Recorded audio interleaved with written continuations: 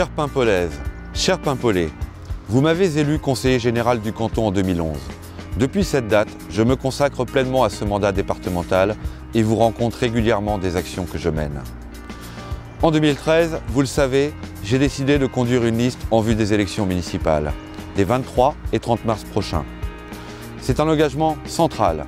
Il me permettra de porter au premier plan les intérêts de la commune, mais aussi de mettre en œuvre les projets qu'elle mérite et qu'exige l'avenir. Cette liste, vous la découvrez, c'est celle de la gauche rassemblée, mais c'est aussi des sensibilités différentes. Elles se complètent et se rejoignent dans une même idée, construire Paimpol pour tous.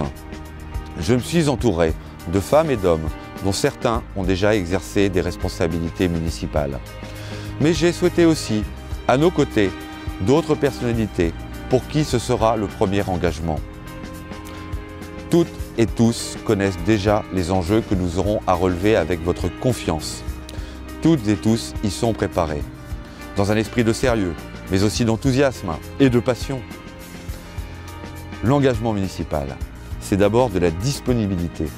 C'est pourquoi chacun des colistiers de l'équipe Paimpol pour tous sait qu'il n'y aura plus de chefs de cabinet ou de spécialistes de la communication à leur service.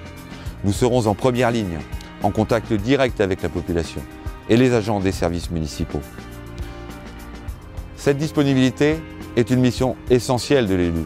Elle favorise les échanges dans la cité. Elle garantit aussi des économies, soit plusieurs centaines de milliers d'euros sur 6 ans. Dans le contexte à venir, cette disponibilité financière n'est pas que symbolique. Elle permettra d'autres actions au service des Paimpolais et non des élus. Depuis plusieurs mois, nous sommes au travail de notre réflexion, de nos expertises. Un projet est né.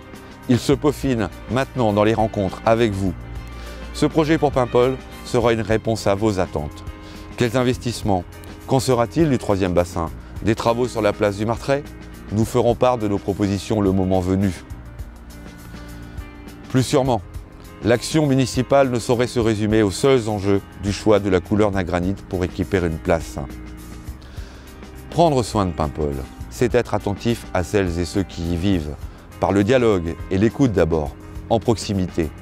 C'est aussi favoriser l'harmonie entre tous les quartiers et les espaces qui constituent notre commune. Au centre, comme en périphérie, Aguasplate, Quérity, Kernoa, Lanvignac, Plounaise, Sainte-Barbe.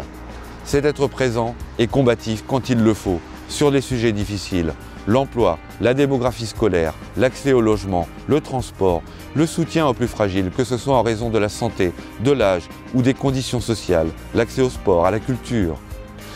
Nous vous proposons d'avancer, ensemble, dans une confiance renouvelée, retrouvée, entre les élus et les citoyens, mais également entre les élus des différentes collectivités.